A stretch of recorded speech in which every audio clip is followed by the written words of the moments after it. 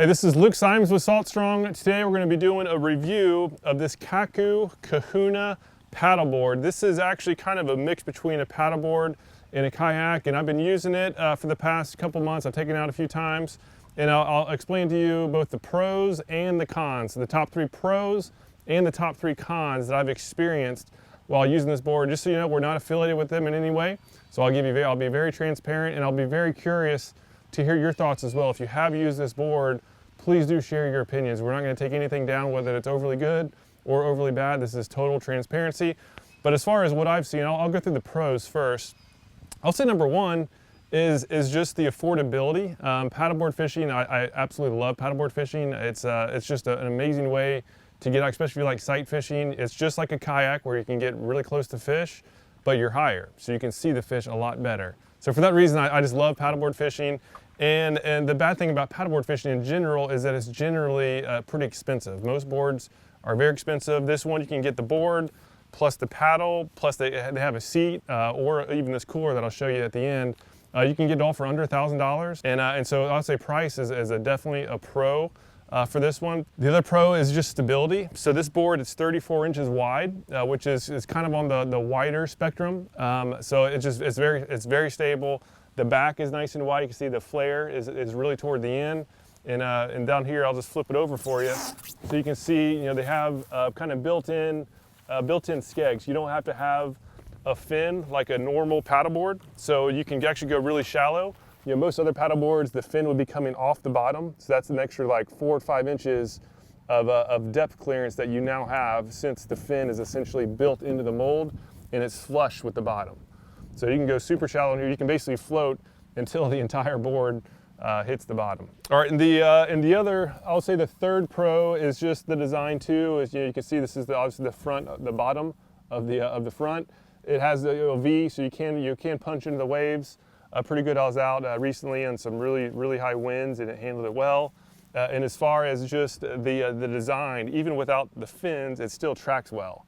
So it tracks just as good as a typical board with fins. Even though it doesn't have fins, it can go really shallow. So now for the cons. Nothing's perfect. I'll say the number 1 con, in my opinion, as a pretty skinny guy, is weight. These are heavy, and this is heavier. This is made out of traditional kayak material. Some say 60 pounds. Kaku says 70. Yes, I can lift it pretty good, but as far as having to transfer it more than 100 or 200 feet, it can be tough, and so a dolly would be needed. So weight is a factor, but again, if you have a dolly, that'll take it totally out of the equation. And if you're used to kayaks, a 12-foot kayak would definitely weigh more than this paddleboard, this 12-foot paddleboard, just because there's just a little bit less material. All right, so the second con, I would say, compared to some other paddleboards I've used, and this isn't just on the Kaku, this is really for any paddleboard with a flared front. There's a lot of hole slap, and I'll show you what I mean by that. If you like sight fishing in shallow water, hole slap is a big deal.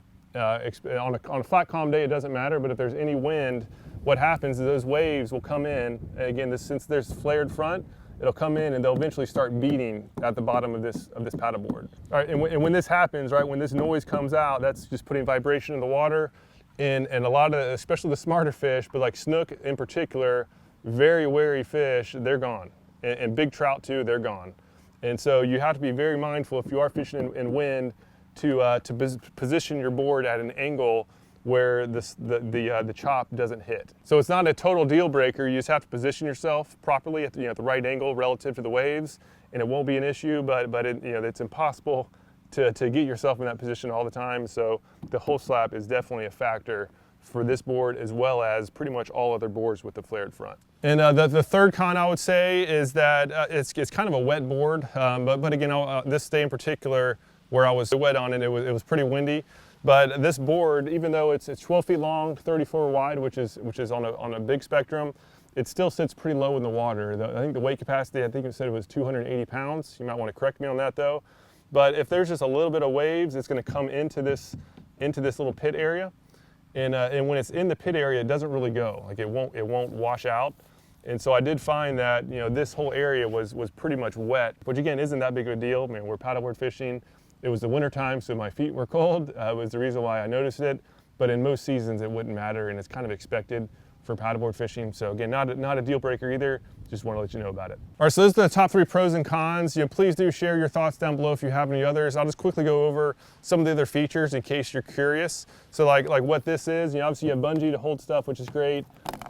Some questions came, at least I had a question like, what the heck is this? And it's a dry storage. I actually haven't used it, but it actually is like a little dry storage pouch here, and then you can actually get all the way into the hole right there. So pretty handy. Then obviously you have some soft footing area. You have multiple straps. Again, there's a seat. It's called a Larry chair that you can put here. For paddleboard fishing, I love this Engel cooler, built-in rod holders. All right, so I'll just show you the use of this cooler, and I have a video that goes through the most effective technique for paddleboard fishing. I'll put a link down below. But in general, you just want to have your rod in this rod holder. You want to have your rods vertically somehow, and this cooler is a great way to do it. And you want to be standing in front of it so that when you're paddling, you can go from paddling, you see your fish, you hold your paddle on your belt, and I'll show you how to do that in that other video. And then you set your paddle down, you can look at the fish the whole time, pick the rod up behind you, unlatch it and cast without ever losing track of your fish. As soon as you take your eye off that fish, it's gone. You're not gonna, it's hard to find them once you don't see them. All right, so the last feature that I hadn't mentioned is just this back section. You might be wondering, okay, what is that? And that is to mount a micro power pole. I haven't used it, but the fittings are there. So if you do want to use that, you can do it. Anyhow, that's the review of the Kaku. Again, for tips on actually fishing from a paddleboard, I'll provide that link down below. And if you have used this board and you have any suggestions on both pros or cons on things I missed, please do share your thoughts down below. I'd love to hear your feedback. But otherwise, thank you so much for your time and watching this video. We'll see you again soon.